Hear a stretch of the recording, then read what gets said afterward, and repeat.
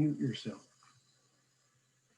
Okay, so our course orientation video creation web shop is on now, and thank you for being a part of it with us.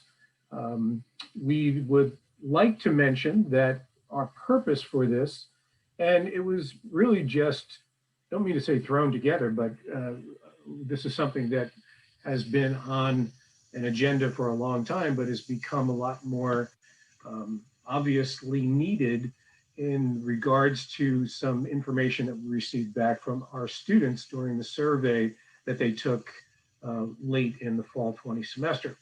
And we got some information from them that Carolyn Bortz had alluded to during a recent meeting on Wednesday, one of the president's meetings. And some particular statistics came out of there. And I'm going to use the terms that provide some low-hanging fruit for how we can be helpful to our students. That low-hanging fruit will come in the form of a conjured up, we'll say 4 initiatives that we'd like to see faculty take for spring 21 and beyond.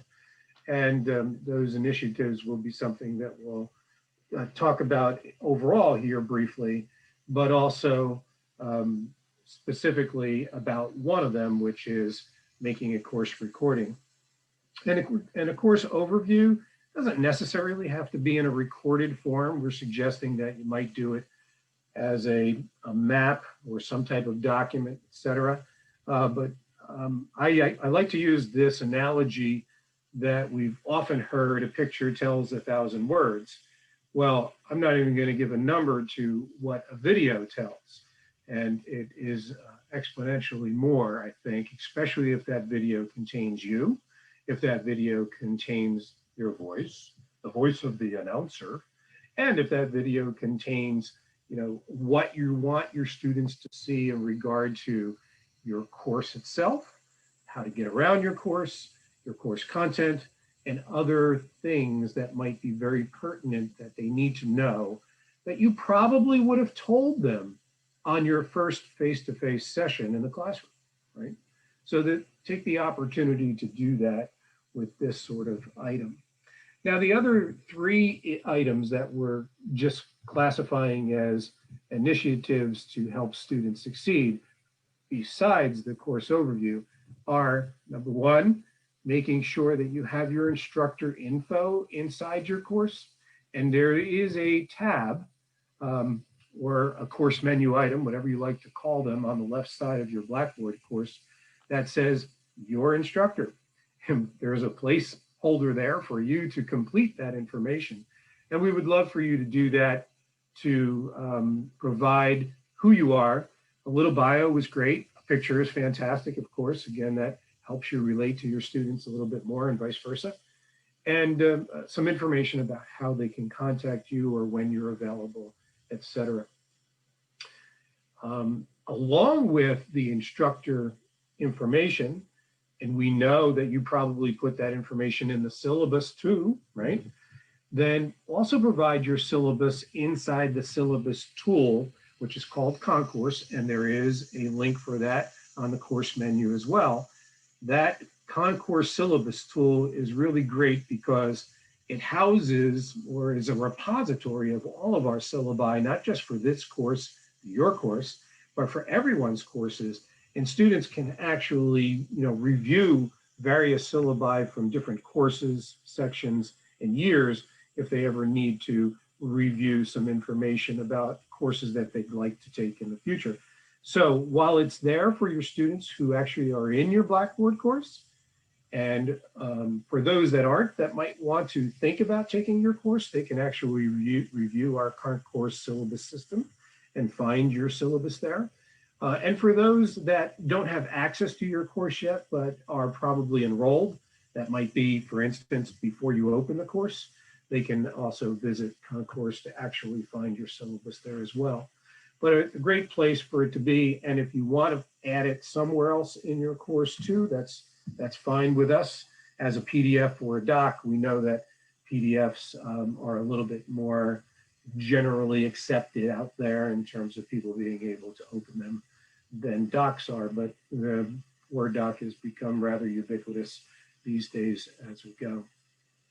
And then last but not least, which also talks about both of the previous two things that I mentioned, is trying to create a consistent look or format from course to course to course, not just within the number of sections or courses that you might be teaching, but across the board at the institution, because our students have indicated in their survey information that they're looking for some consistency.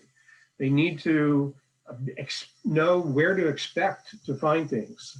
And while you have X student in your physics course, they might be taking a math course, they might be taking a philosophy course, and different folks might be doing different things in their courses, and they have to learn your nuances.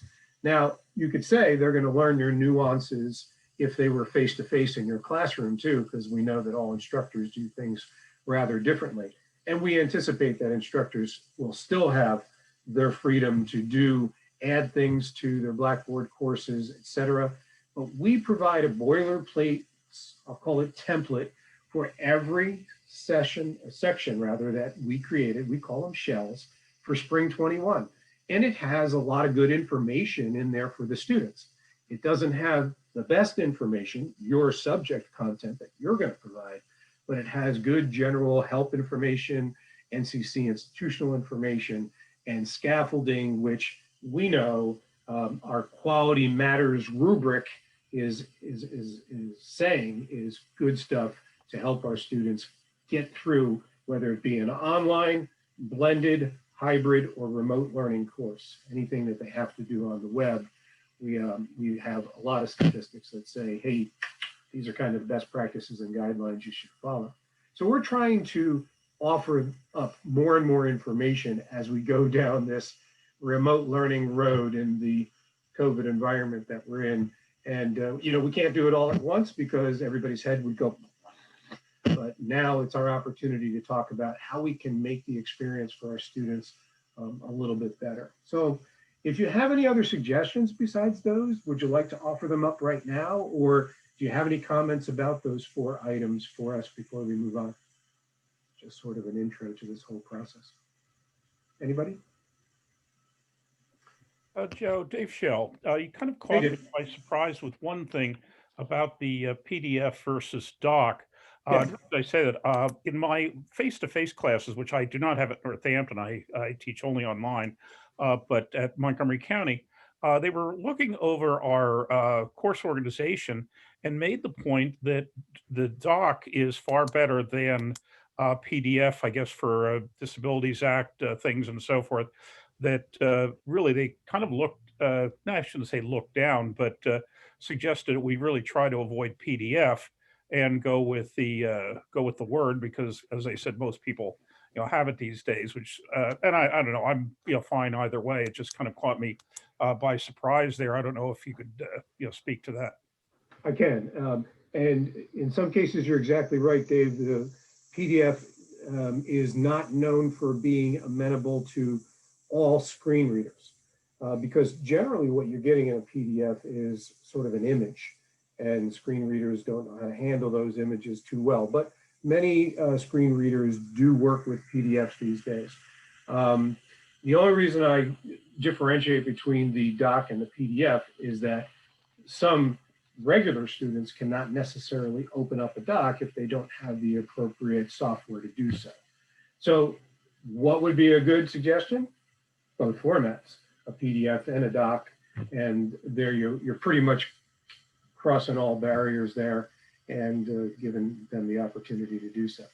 Yeah, I was generally doing that. Anything that I made up, I would put in both formats, and but it was kind of like I was getting, I wouldn't say the hairy eyeball, but getting a little bit of a that gee, you'd be better off if you weren't using this this other as well. But okay, thank you. Okay, good question. Anybody else? Comments or questions? Just to echo Dave, I got the same thing, but it came from Northampton. In the course review, when I first started teaching, I had PDFs for every week's assignments. And when they were talking about disabilities, they said, no, don't do that. So went back, changed and then updated. It's the opportunity to do that. But then stuck with that forever. I mean, any student can get open office, right? They Word can. documents are pretty Yes, they ubiquitous. can. And now our students have Outlook, email, and Office 365 or Microsoft 365. Nobody really should have an excuse, that's our student, to not be able to open a Word document. It's just a matter of the universality, I guess, that I'm referring to. Joe, one other question for you. Mhm.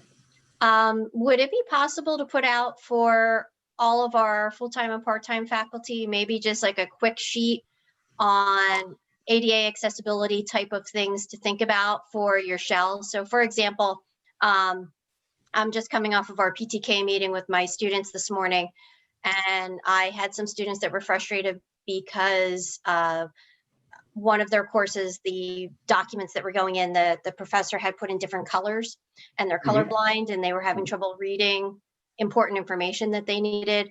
And so I just thought it might be helpful for our faculty if we could have some sort of quick check-in sheet to, you know, remember things like the color of your font, the type of font you use, you know, just some of those things that make our documents and the things that we put on Blackboard accessible for all of our students, just as like a quick check-in for everybody as a reminder when they're getting their shells all set up.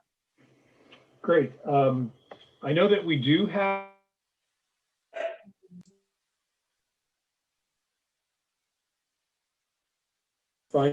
and we'll try to find a good spot to place it in the courses or to get it out to the faculty. I can tell you that all the courses have a link somewhere.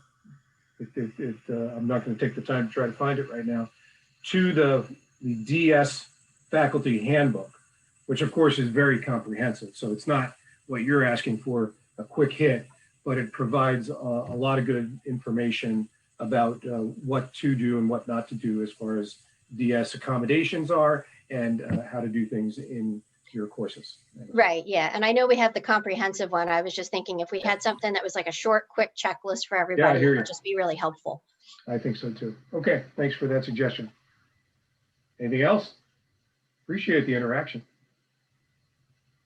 Okay, so I would like to, at this point, turn it over to Sarah Burton. For those of you that haven't met Sarah, she is our training and development supervisor, coordinator. You know what? I'll let her say what that title is because she loves letting it roll off of her tongue because it's pretty lengthy. And she's been with us since August of this year. So welcome, Sarah. Thank you, Joe. Your introduction of me is starting to take over what I usually say. So I am the online faculty training and development specialist. And as Joe said, I've been here since August. So I've made a note of the accessibility request as well for training purposes to see what we can pull out there. So some of this is going to be a bit of a repeat of what Joe said. You're starting to pull my spiel into your spiel, and that's fine.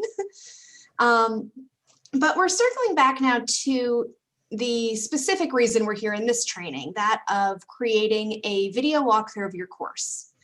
And certainly it does not need to be video. If you can explain this better in text, fine, cool. But I am here to make the case as to the benefits of video in general in your classroom online, specifically for an asynchronous online class, one where that I guess is our just online here versus a remote or a blended of some sort. One of the biggest challenges reported by students in general in online classes is the feeling of a disconnect between themselves and their instructor and themselves and their fellow students. In this moment, I can't address the disconnect between students and students. That is its own session, which I will come up with. But the disconnect between yourself and the students is one that you can start to bridge through your instructor presence in your class. And this is a term used to describe the sense of you behind the screen. You are a human, you are here teaching them, even though you're online and you may not be talking to them in real time, you know, back and forth like we are now. You're still here, you're still guiding them. They're not teaching themselves, as often comes up in a conversation about online classes. So what video does is it gives them a chance to see your face and hear your voice. And, you know, by seeing me here, you get a bit of a sense of who I am as a person versus me writing an introduction down on Blackboard. You can see my weird hair, the art, you may be able to see my geeky art in the background. You get this little glimpse into who I am. Statistically, my cat is likely to jump up behind my head at some point. Another little window into my life. And that happened many times. And that's the kind of thing that you would get in the first few minutes of your class or between moments of your lecture, where you might bring up a personal anecdote or, you know, ask everyone how their weekend was and say, oh, my cat was crazy this weekend. Those little moments of building between yourself and your students is something you have to actively work to build into an asynchronous online class, or even a remote online class, because when we're all in Zoom, some of that natural flow of the classroom isn't there unless you try to make it there.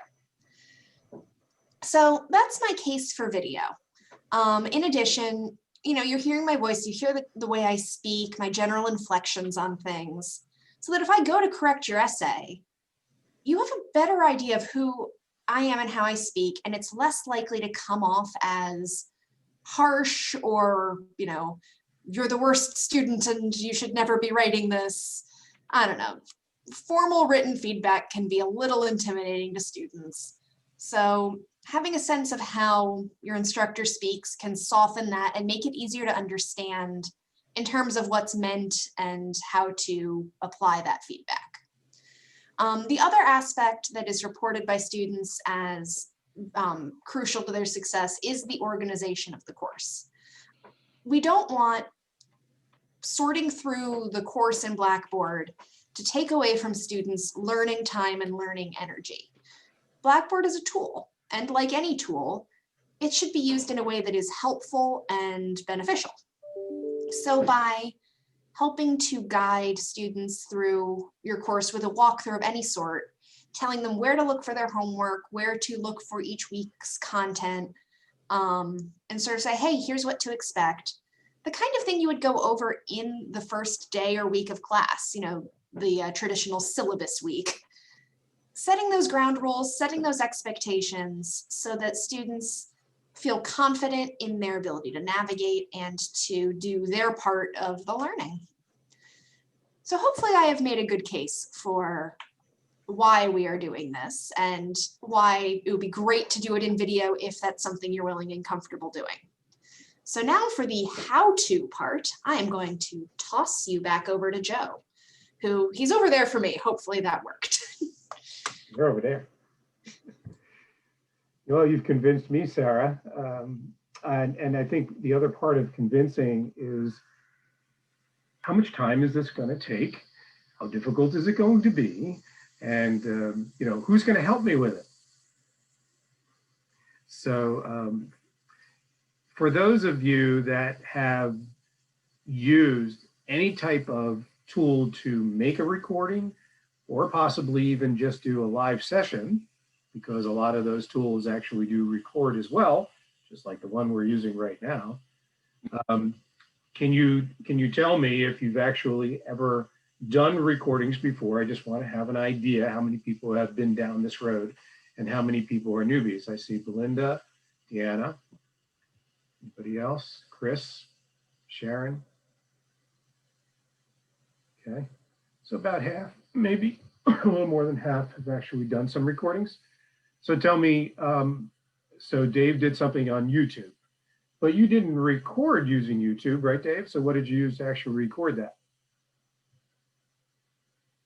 To be perfectly honest with you, I had a face-to-face class at Montgomery that was converted to online. And I thought, since they were looking for face-to-face, I had never done this at Northampton before because they were expecting online in any event. And it was something, to be perfectly honest with you, I don't really remember. It was something where I know I had to do a link up that to give them a link to YouTube. It was one of those things that it was private, that, you know, you had to have the link to look at it. And to be perfectly honest with you, it was several months ago. I did it once, and at the moment I'm drawing a blank. I don't remember exactly how I got at it. That's okay. So in this case, YouTube is definitely the repository of where that video can be watched by a student, and anything out on YouTube can be linked inside of Blackboard, but you have to have some type of tool to actually create the video. And with this institution that Dave was involved in, they might have had something that was web-based. They might have had something installed that he could use if he was on site. It depends. I see Greg at his hand. Something within the course, but it was not, I'm fairly certain it was not Blackboard Collaborate, but it was Okay. something within the course that then carried over. Okay. Yeah, no, making a video wouldn't be that hard. I have done that, not done it well, but I'm also looking for where I could have the computer and navigate the screen to show, click this. And so they can still see me talking as you say, all right, now you open this, then make sure you do that. So that's what I'm looking for, is a little more than just the talking head. Correct. Anybody else, a particular tool? I see somebody indicated that they use Zoom, and obviously they made a recording. We'll talk about Zoom converted to YouTube in a moment, but just looking for other things. iPhone, yeah, TV. I mean, I guess if I wanted to, I could take my phone here and I could actually, Greg, film or take a recording on my phone of what's on my computer display, but that's not really that good. That is one way to go about it. Cameras do come into play, though, not just for your lovely face, but also in some cases, you might have a particular item or something that you need to describe or show and tell. So if you are really into mice and different kinds of mice, you might need to use your camera as a display of a particular object or thing that you have. Or some people are struggle with how to actually do a schematic where you would actually draw something out. You certainly can use a camera trained on a piece of paper and write with a pen on a piece of paper. Some of our math faculty, I would say science faculty, bio, maybe Danielle has something to say about this, are using a digital tablet of some sort and are able to write right on, not necessarily their display screen, but for those that have a touch panel, a touch display, you can actually write on that display, or you could have a pad, even a touch pad on a computer works, or some type of digital, forgot the word, all of a sudden it just went right out of my head. A digitizer is what we call them. Folks that do CAD drawings and things like use a digitizer to actually draw and do schematics and such right on the computer. So those kinds of things will help in certain disciplines as you're doing certain things with video. But I think for the most part, what we're looking at doing is just speaking to our students, because our voice is a very strong indicator of what is important and what isn't, and actually tells them the information that we want them to know. But we have auditory learners and we have visual learners. So showing a document at the same time that we're speaking isn't a bad idea. Making that document available inside your course and actually showing what's on your computer using a display or what we call a screen sharing mechanism within the software that you are using. So those are very good pieces of the tool that we're talking about. Now, sometimes you can do this with an actual installed application. So we have things out there called TechSmith Camtasia and Adobe Presenter. And on Macs, you can have iMovie. And I don't think Windows 10 has what they call Movie Maker anymore. They used to have that by default on Windows operating systems. I'm not sure they do anymore. But they would be installed tools where you're actually creating a video using that installed tool. Again, it applies to different inputs, audio, video, screen inputs, etc. Certain tools have more inputs than others, but you really only need those three primary ones right there. And they would also provide some of those installed tools the ability to edit once you're done, okay? And edit using some very complete and I won't say sophisticated, but more elaborate editing tools, and some edits that you can do with other applications that might be web-based. For instance, Zoom. So if you actually do a recording in Zoom, You will be able to record that. If you have a type of account that will actually record it to the cloud, like I'm doing right now with this one, then all you need to do is have a link to that cloud recording, and you can distribute that link in your Blackboard course or elsewhere. You can edit what's in your cloud recording as well using a simple editor that's built into Zoom. Excuse me. On the other hand, if you don't have a cloud recording type of account, any recording that you do would be downloaded or be installed automatically on the computer where you made it. And then you would have to take that recording and repose it somewhere, like, who said it? Was it Belinda? On YouTube, for instance. Just so you know, if you aren't aware, we have a sort of YouTube, institutional YouTube tool for NCC, since we don't have a YouTube generally that all of you can use. You have to basically go out there and get your own YouTube account if you want that to be your repository for your videos. And that YouTube is called Echo 360. It is a video platform that we've had for over 3 years and has gained a lot of use and notoriety over the last 6 months. And if you would like to learn how to use that, we have workshops on it all the time, but you can also contact me and I'd be happy to give you some information about that.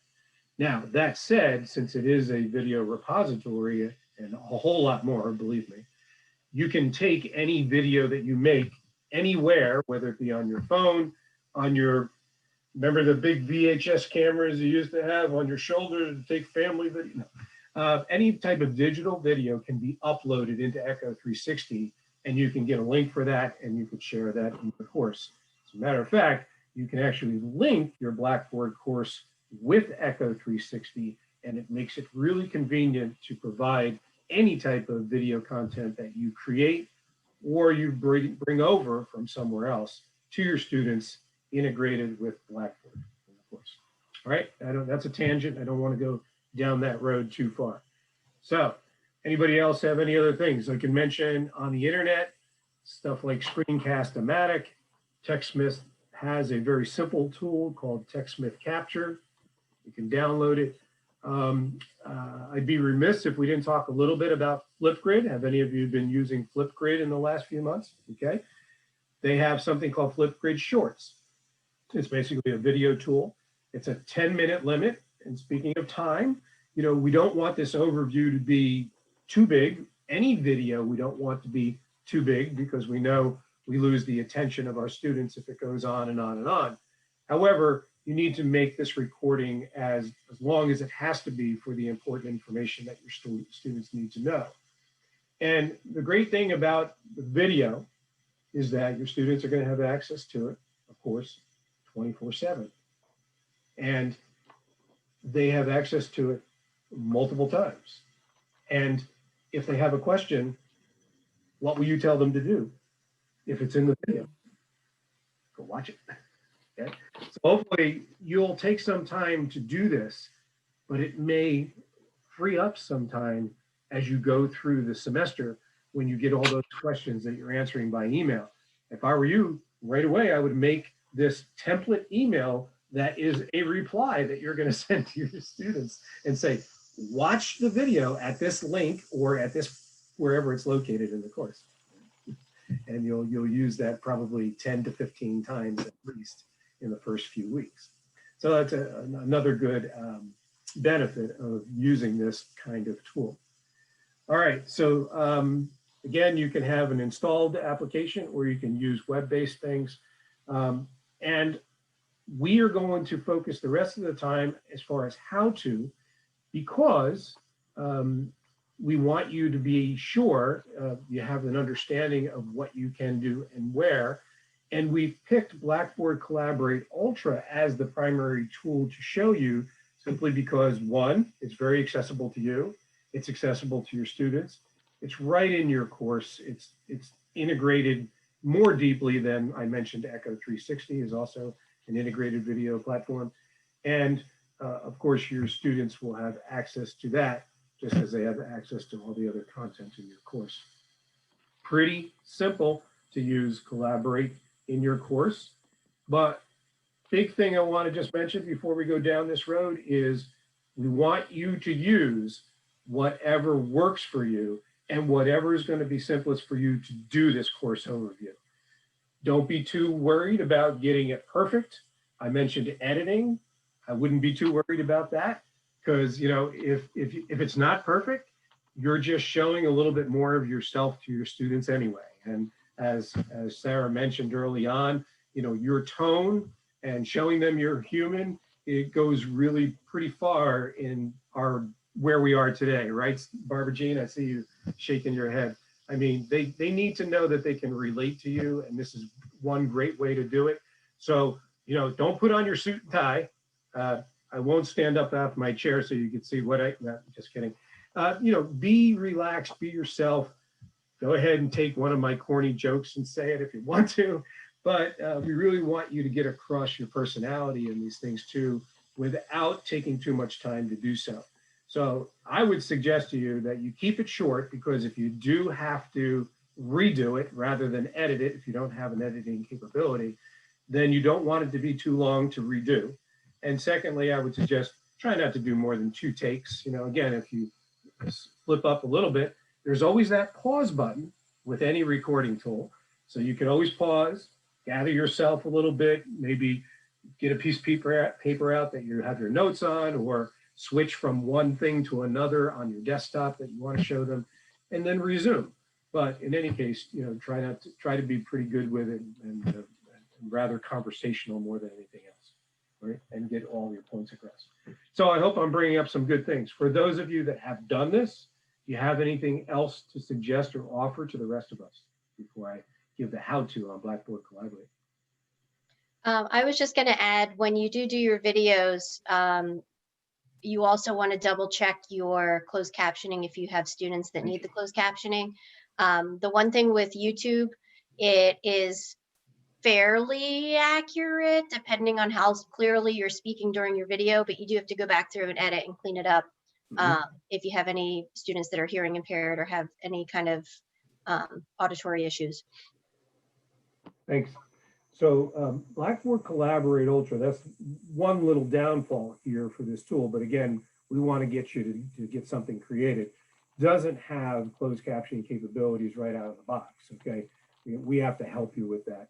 But you can always make a script and add a transcript along with the video link, wherever you're going to put that in your course, and then your students will have that to go by as well.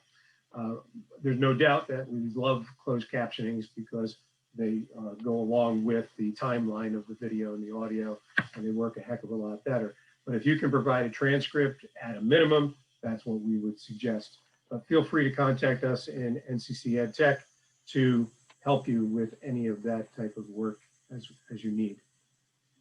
Anything else from anybody? Thank you very much, Belinda. Okay. BJ's asking, can we get that cloud account through NCC, or do we purchase that individually? I haven't gotten an update. My apologies. I haven't gotten an update from ITS recently as to whether or not they're still doling out accounts that are, we call enterprise accounts through NCC, that would give you that capability. But feel free to send a request to help desk about that. They will ask that you get approval from your supervisor, because there is a cost basically for that request, or some type of cost, whether it's individually or when we get so many accounts, it shifts us up another rung on the dollar ladder with Zoom. And of course, we have to kind of pay for all those recordings too. So I think not too far in the future, there's going to have to be a discussion about the different tools that we have, the amount of space that we're using up, the cost of everything, to try to figure out, as an institution, maybe we need to get a little bit more careful with what we're doing and develop a few more procedural things as to how we deal with how long we keep recordings and such in all of our different places. Because, you know, we have them in Blackboard Collaborate, we have them in Zoom, we have them in Echo 360. And to some degree, you even can now put a lot of information in your OneDrive for your Teams area, et cetera, and on SharePoint, as we have this whole 365 cloud capability going forward and helping us with that. Thank you, Joe. I have to, bringing that up is that I have to clear out my echo from last year. Thank you. Yeah. And then I'll start fresh and I'll email the help desk and David. Right. Thank you very much. Yeah. Yeah, we don't expect that you would delete all your content and redo it unless it's time for a refresh. Somebody talked about refreshing their material earlier on, and it's a good thing to do every once in a while. We certainly don't want to be just regurgitating stale information or stuff where, you know, like it was only last February that I had a full head of hair and now I don't. So that would be really terrible, you know, if I were providing videos with my whole head of hair. Yeah, that's a long time down. My hair color changes over time in some of the there you go. used videos. It used to be purple. You got to be current to relate to your students. And geez, I know that there's probably some instructors out there that are doing that on a regular basis, Sarah, just to keep everybody on their toes and engaged. They're As promised, there's the cat. That's Taco, right? Yeah. All right, so let's get down to it. Blackboard Collaborate does have everything you need to do what we talked about. There's screen recording, there's application sharing, there's a whiteboard, there's a video camera, et cetera, and of course, your voice. How many of you have used Blackboard Collaborate Ultra? We only have Ultra now. We have deprecated the previous version of Blackboard Collaborate, but how many of you have used it? I see one finger up. I see another hand, 3 hands. I'd say half of you have used it, all right? So, NCC had an individual transcribe my collaboration session. I still had to critique it though. Sorry, no mic today. Yeah, that's true. We can, either through our office or sometimes through disability services, we can get somebody to help you with your transcription, your closed captioning, other things for making your course ADA accessible and helping with accommodations if you have any students with us. All right. Yeah, Greg just mentioned he switched to Zoom because he's not a fan of Ultra, and there's a lot of this going on. Some of the benefits of Blackboard are that I mentioned already, it's right in your course. Everybody has access to it. There's no security issues for the most part for your students. Sometimes you do have some security issues with Zoom. And it's more secure actually because it's right within your course. You know, with Zoom, you have to give them a link. That link is public. If you provide a password with it, or you use a waiting room and you can let people in, that of course makes it secure. But if you don't do those things, then obviously anybody can get that link and drop in unexpectedly, just like mother-in-laws. And you with Blackboard Collaborate, while it's not what we call best of breed in terms of its functions and features like Zoom is, it certainly is adequate. So please do give it another shake if it's been a while since you've tried it. And again, it's really easy for your students. So let's do this. I'm going to share my screen again. Let's see, I'm going to share everything so that I can, I'll tell you where we'll start. I've got this course up right now. I'm hoping you're seeing this Principles of Marketing course. This is Miss Wendy Aki. And she has given us the opportunity to use as an example what she's done in her course. So I'm going to show that. I got to make sure that I am using computer sound. Yes, I am. So another thing about the recording is now you've made it, what do you do with it? We'll get to that a little bit further on, but I just want to show you that what Wendy has done is she's used the template area of what we like to offer up for faculty to use for most of the information about your course, including the actual content and things that they need to do, is in learning content. And under learning content, she has a folder, I'll get to it, called course recordings. So when you click on course recordings, and yeah, there's a bunch of other things in there like this chapter stuff, but the first thing that she has listed is a course overview. Now this is a link to a Blackboard Collaborate Ultra session that she did and recorded. So I'm just going to click on it. It opens in a tab in the browser that I'm in. says Blackboard Collaborate, loading recording. That shows up in a few seconds rather. And most students won't have a problem at all accessing these recordings, okay? We'll talk about something specific a little bit later on, but if they go through your course, either by a link like this or go right into the Collaborate dashboard, they won't have a problem doing this recording. And in some cases, they might be asked to share, to provide some permissions within the browser. They just have to say yes to those things. So right now, we're given a play button here and down at the bottom left. And once we start playing, hello everyone, this is Professor Aki and welcome to... We hear some audio from the instructor. She's not sharing her, pardon me, she's not sharing her video right now, so you don't have a camera view. And I don't believe she does in this particular one. I know Wendy usually does also a welcome video. And possibly in that welcome video, that's where she's sharing her face. And she's talking a little bit more about the course in general and providing a very quick message to her students to welcome them to the course. This one, if you go all the way over to the right here, you can see is 28 minutes and 27 seconds long. We're not going to go through all that, but I just want to continue on and you'll see Principles of Marketing Online. So today I'd like to go over some important, is really your guidebook. What she does is she actually presents a PowerPoint, and she uses that PowerPoint to accentuate some things about her course. So she's talking about a course overview. She's going to indicate a couple of things that she thinks are important. The syllabus, in this case, this was the first semester with exams that were being proctored by a new tool called Proctorio. So she spent a lot of time on that. Okay, here's a general overview of policies and deadlines and such that she talks about. And then she even starts showing some of the things that are in the course, but still in this PowerPoint. Okay, so this is something you can do inside Collaborate, that is show a PowerPoint as you're going through it. And she talks about all these other things a lot, again, on this testing stuff, going through the learning content, talking about a third-party homework tool that you use called McGraw-Hill Connect. So if anybody's using external stuff besides Blackboard, this would be a good place to mention it and possibly go to it, because you can move from one thing to another if you share your entire screen. Talking about those assignments in Connect. Well, then finally, at about, I think it's 19 minutes or so, she gives a contact information here too. Remember, we're trying to get information across to these students. We have to do that in multiple ways, right? It can be your syllabus. It can be via an announcement that you give. You send them an email. Hey, we're giving them a PowerPoint presentation.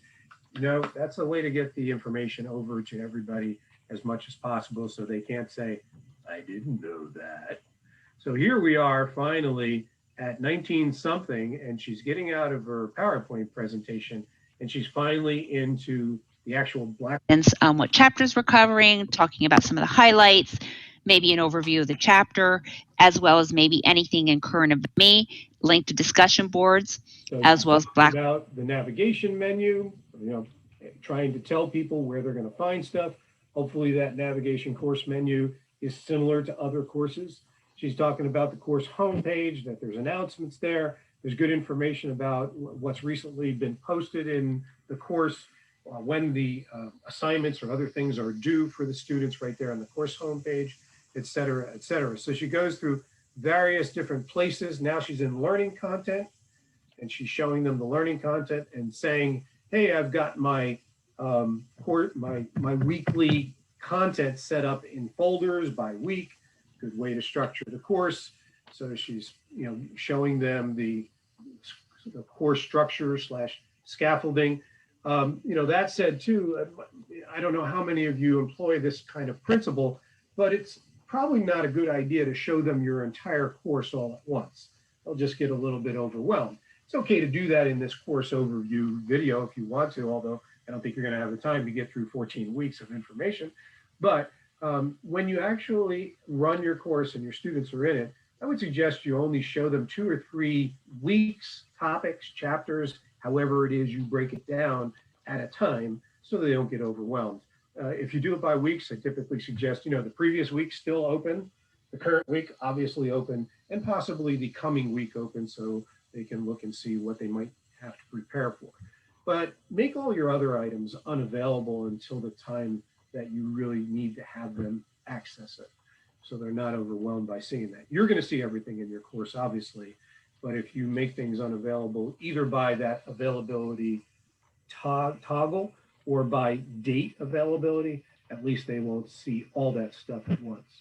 Okay, so you get the idea. You know, here she is going to this third-party platform. So she's moved over in another web browser and is showing McGraw-Hill Connect. All right, so there's an example for you. Trying to see if I had something else here that I wanted to show on this. No, generally that's it. Again, Wendy has actually indicated or placed a link to that right here, but you and your students can both access Collaborate Ultra. We've now put this link on the course menu back into SP21 shells. It wasn't there for FA20.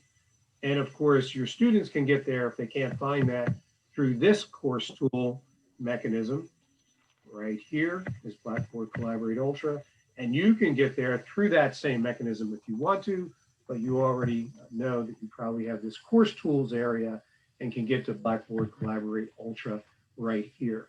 So once you're in Blackboard Collaborate Ultra, you can actually create sessions and create recordings. I'm not going to do that in Wendy's course, so let me shift gears again here and find the course that I'm going to make the demonstration in. Okay. I brought this up a bit ago. Now my cat's after me, tugging on my arm. I wanted to just show, because we were talking about this, the information on disability services is in Info for Instructors. So Info for Instructors is an item that we have in every course on the menu. And when you go into Info for Instructors, you get a page that says a couple of different folders. Faculty Resources for Student Support is the first one there at the folder. And look at that, it's the first item. This is the actual full handbook. And here's a little video that Kathy Jo Weinert did. All right, and we'll see what we could do about getting that quick hit information. This is about a particular tool that students can use called Read and Write that they have access to both on campus and off campus. So you can find that information about disability services right here. Okay. Joe, can I ask a quick question? Sure. When you're emphasizing, this is probably going to be a dumb question, but when you're emphasizing things, how do you get that little circle to show up on your mouse? Because that's one of my secrets. Come on, Melinda, you want me to give up all my secrets at once?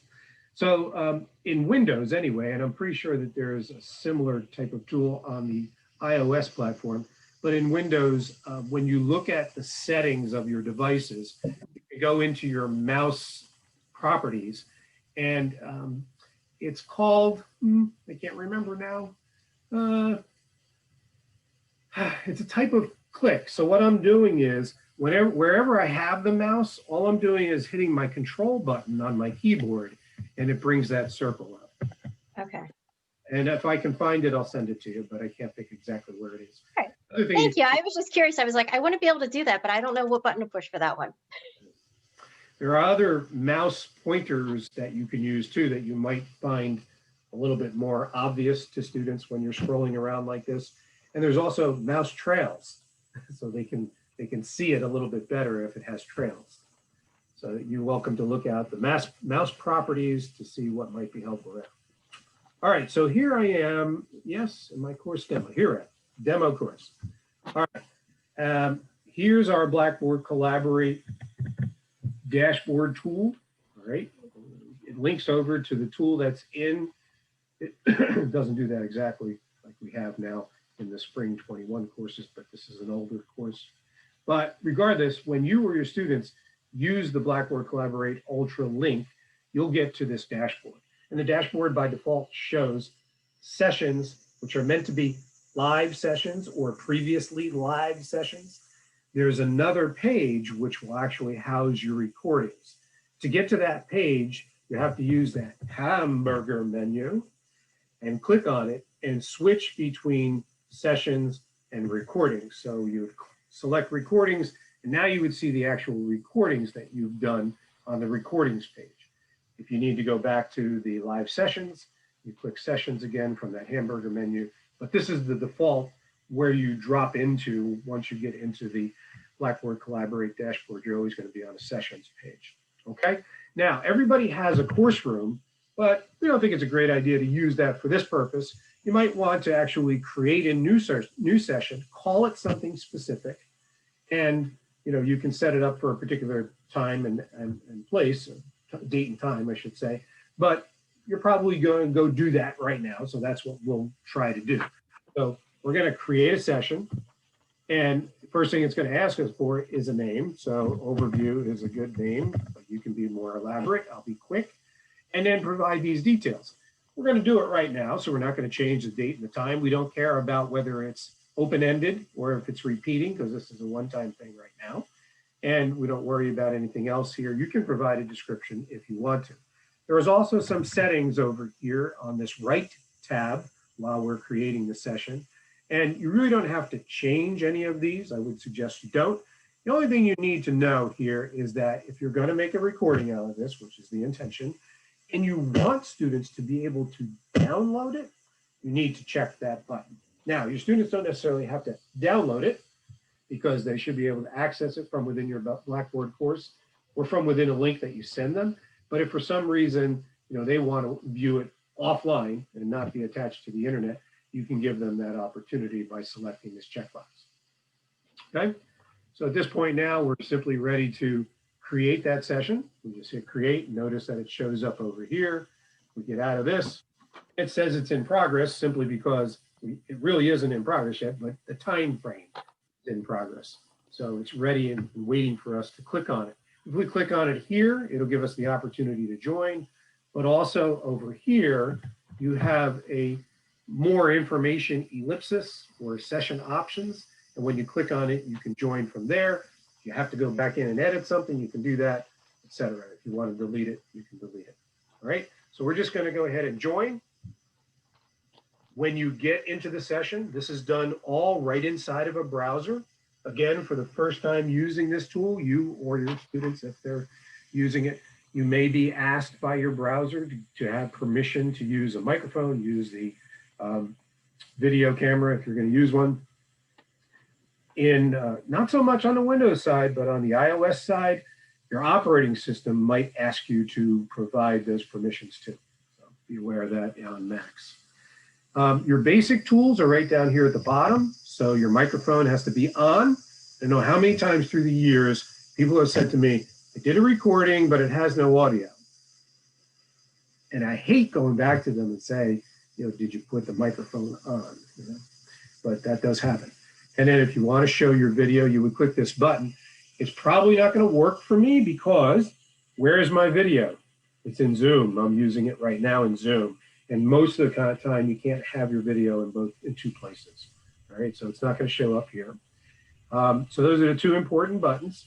And then up here at the top left, you have the session menu where you can start the recording or you can leave and do a few other things.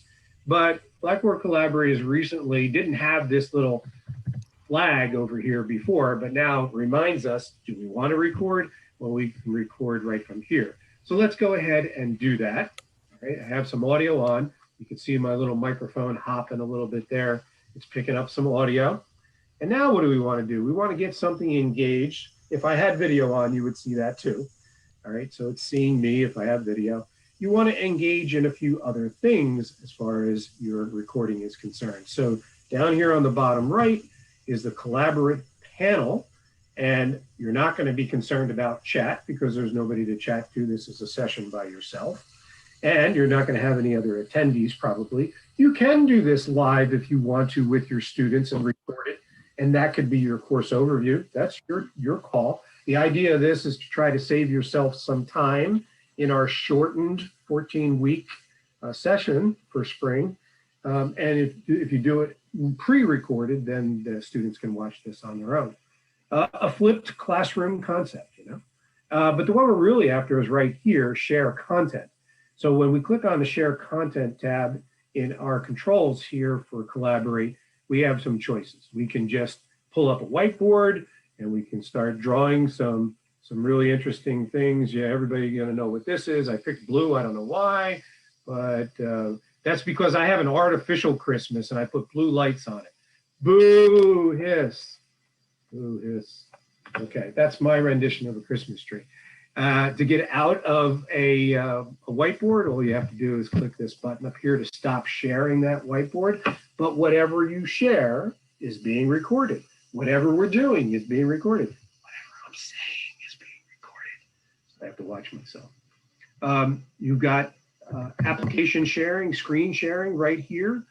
Sharing your camera is just a different way of providing a camera, not just this one down here, but remember what I said about the possibility of showing something? You might be teaching A&P and you'd have an anatomy model here, and you're really just describing that real quickly. We're probably not going to do that in our course overview, but maybe in our course overview, you're going to have 3 models set up and you're going to say, hey, these are the different models that we're going to be talking about in our course throughout the next 14 weeks, whatever. And you can share files. Here's where you could put up a PowerPoint or a PDF. You can't put a Word doc in here, but mostly image type files are what this will accept. So those are the kinds of things that you could work with while you're doing your recording. But predominantly, I think what I'm after here is, back here, the application sharing, right? So you can share your entire screen. You can share just an application window. That would be if you had 15 things open like I do, you can select any one of those 15 things, or just an information that might be in one of your Chrome tabs, web browser. The difference being that from left to right, you're providing permission for the students to see more versus less. So if you're doing your entire screen, they're only going to see what you have full screen. But if you do any switching or if you minimize something, they'll see other stuff on your screen. So if you're concerned about that, don't use entire screen. But I like entire screen because let's just say I want to show a web page, my Blackboard course, a Word doc, and name something else, 4 different things, all in one thing. I could just task switch to each one of those and not have to worry about stopping my share, clicking on share item 2, and then sharing that item, which breaks things up and takes a little time. So I use entire share screen. So you just simply pick entire screen. Since I have 2 displays, it's asking me whether I want to choose screen 1 or screen 2. And I pick screen 1, I hit the share button. You know what? I want to show you this real quick. Just like in Zoom, if you do have some video that you're going to share during your video, you do want to make sure if that video has audio that you click the share audio button, okay? So during the course of your recording, you're actually going to show another recording. Let's just say, oh, there's a quick 30-second snippet that Connect gives us that shows people how to register for an account. Yeah. You could show that during your course overview if you want to. Make sure you have the share audio button selected. All right, then we click share. Now this is going to get a little weird because what it's showing you is something funky out of the psychedelic 70s. And it's really a picture of a picture of a picture of a picture at an item, because that's what I'm sharing. I'm sharing my screen, my desktop, and that's what it's picking up. But as soon as I switch to something else, like my course, all right, now here's what you're seeing. Right? So I'm recording this. I'm actually recording the actual session creation that we did just a few minutes ago, which doesn't make too much sense. Or I could go over to this web page that talks about Flipgrid shorts that you could use to make this course overview recording as well. Anyway, go back to this, stop my sharing. I've done everything that I've wanted to do over the course of the last 7.5 minutes. I probably went longer than that. And now I can close this box and I can stop the recording. Very important that you remember to do that. And really also important, make sure that you close the session or else it'll be out there processing for quite some time and you won't see your recording. So you can leave the session right here, or you can just simply go up to your browser tab and close that tab, and that closes the session. All right. Any questions about how I did that? Any comments about how I did that? Was that easy peasy? Greg's not sure. It's easier in Zoom, right, Greg? Yeah. All right, so here's where it gets cool though. So now we're looking for the recording, right? Where am I going to find that recording, guys? Quiz number 1. Where's the recording? It's not here. I don't see it. Collaborate. All right. I'm in Collaborate. I'm in Blackboard Collaborate Ultra. I'm on the actual dashboard where the tool is. And all I see is the session that I was using to create that recording, but I don't see the recording. All right. Got to go to your hamburger menu. Sandwich, Daniel. Sandwich. Go to recordings to switch the page. All right. So this is the one I did yesterday or whenever I did it. And here's the one I'm doing today. Notice it says it's processing. So, you know, the longer the recording, the longer it's going to take to process. I think I remember seeing something about a week ago where Collaborate said some of the recordings are a little bit delayed. So, you know, give it a little bit more time than normal. But I would say that this one should show up pretty shortly. Okay. And when it does, it'll say done. In the meantime, what do we do about that recording? Well, what you want to do is once the recording is here, you just click the ellipsis next to the recording. Remember, we can download it, but we want to get a copy of the link, right? And that link can be put in other places in the course, could be put in an announcement, or it could be emailed to our students. Let's say the course isn't available to the students yet, and you want to get this overview to them before the Blackboard course is available. You can send it out in an email to them if you wish. Just remember that that is now a more of an insecure situation, so it's going to require you to allow a student to click on the link that's outside of Blackboard. In order to give permission for that, you go to the recording settings right here and allow public access. By default, this will be off so that it's more secure. So all you have to do is come in and check that box, okay? And then say, oh, take me back. I gotta click on save here. That's an important thing to do. And then go back to the ellipsis and say, copy that link, okay? Now this isn't the one that we just created, but it's another one. You get the idea. And we'll go over here. You know, you could put it possibly in begin here if you think that that's a place where your students will go first. And if you want them to see that course overview, we could populate it right up here at the top of begin here. As you can see, I did one already in this space the other day. Or you could put it in your learning content like Wendy Aki did. And the easy way to do this is simply, I've copied that link when I was over in the Collaborate dashboard already. We go to build content, and we can just create an item or a web link, either one, because we can put a link into either one of those tools. All right, let's go choose web link. Because here, all we have to do is click on this URL and then paste that recording link right here into the URL and then give it a title. Calling it Overview SP21. Or the name of your course, whatever you would like to do. Down here in the description, you can give whatever information you want and of course format it the way you would like. And you don't have to worry about doing anything else. Good idea to leave it to open in a new window, and you can put some display restrictions on there if you'd like. We're going to just go ahead and submit that. Of course, it's going to be down at the bottom. So what I'm going to do is use my little sorting tool up here instead of the dragging with my mouse.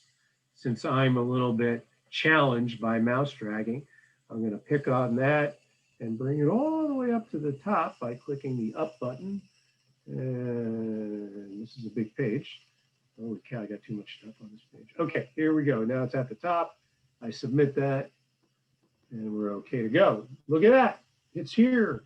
So now when we click on this, it opens up another browser tab and give us the play button just like we saw before.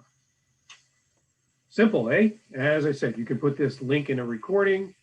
You can put it in multiple cases and places in the course if you so desire. Again, giving the opportunity for your students to find it, even though you're going to give them some pretty awesome directions as to how to find it in whatever mechanism you choose to communicate about it. All right, let's just go back here to our Collaborate dashboard again to see if our recording is done. How do I get to the recording menu? Hamburger. Get to recordings. See, it's done. All right. So that's how easy it is. Can your students come and find it right here? Yep.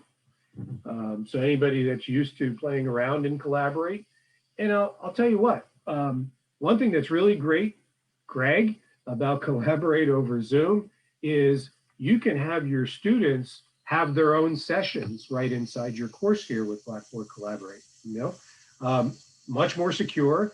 If you're using groups in Blackboard, they actually have a Collaborate ability right inside their group to have their own sessions, whether they be live or create recordings for a presentation they're going to do or whatever. You know, they don't have to use your Zoom account, or you don't have to ask them to get a Zoom account to do that. So that's a very good thing about Blackboard Collaborate, and it's built right into Blackboard. Okay, so I think I've said what I needed to say about the how-to. Did I do a good job? Are there any questions? Do we still have everybody, or did I put some people to sleep? I presume the recording will be available if we have to go back and say, okay, what was he said about this? What was he said about that? Well, you'll have access to it forever, basically. Now, access through your course, you know, your courses are there for about a year, right? You can always go back to the course. Once the course gets archived, though, it doesn't mean the recording goes away, okay? And the only thing that you don't have access to is the material that's in this dashboard location. If you create a link and it's somewhere in your course, when you do a course copy, that link is always going to come over. Of course, you can always keep that link in your back pocket. You know, you've got this address book of links that you keep, right, for important things, and you'll always have access to the recording. I said this early on, we haven't done a lot yet. We're probably taking recordings off of Blackboard Collaborate servers right now that are about 5 years old.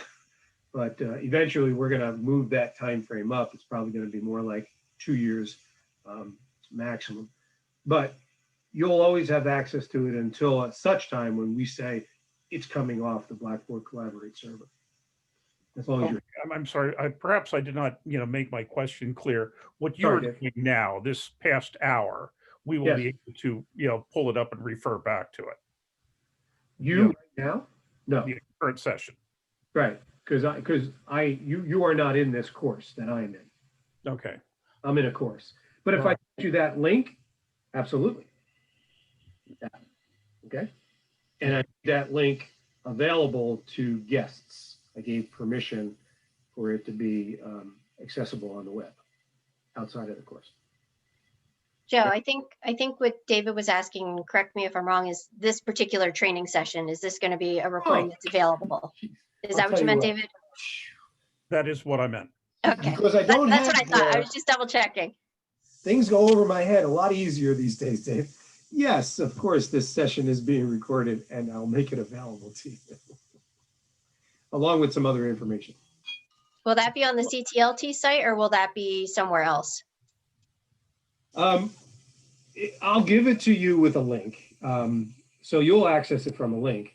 We're in the throes of harvesting all of our recordings that we've done at least this semester and probably further beyond that point, and putting them in a repository right now.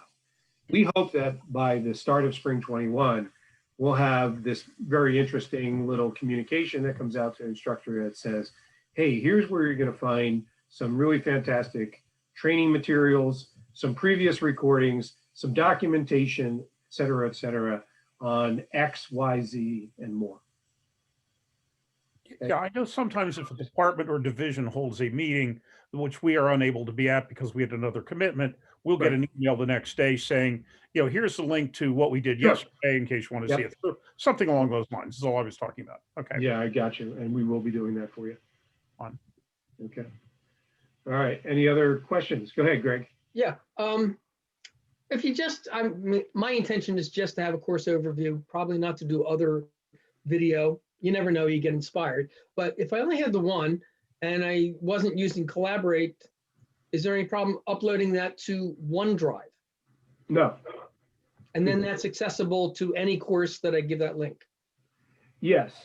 So the things you have to know about OneDrive are two.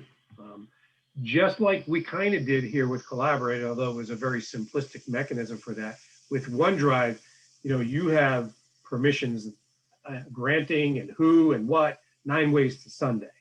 And many of us don't fully understand how that mechanism works and what we're supposed to do or not supposed to do.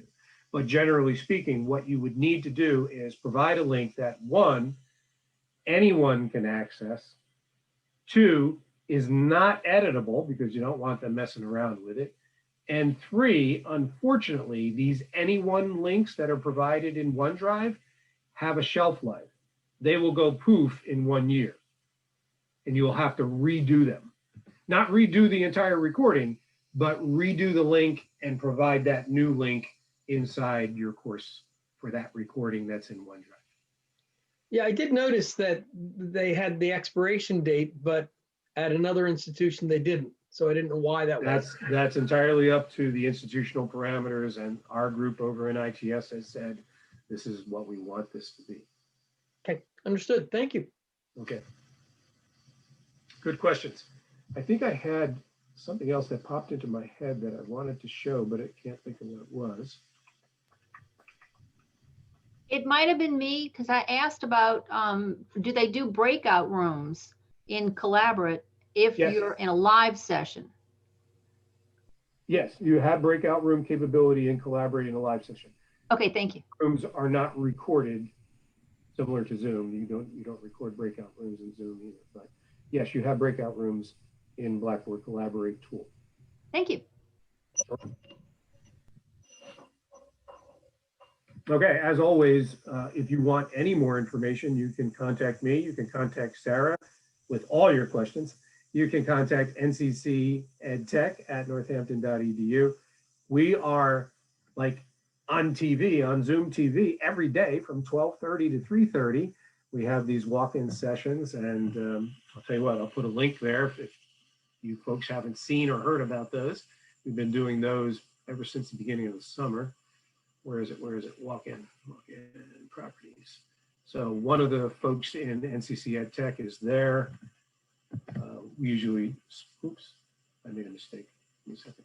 We usually split our time there into 1.5-hour sessions. There's usually 2 people per 3-hour session. Control C, and I'm putting this into the chat. There you go. So this would be the walk-in or drop-in chat sessions for any kind of Blackboard or EdTech help that we can provide. And we'll do that daily from 12:30 to 3:30 p.m. Hey. Gotta stop sharing my screen.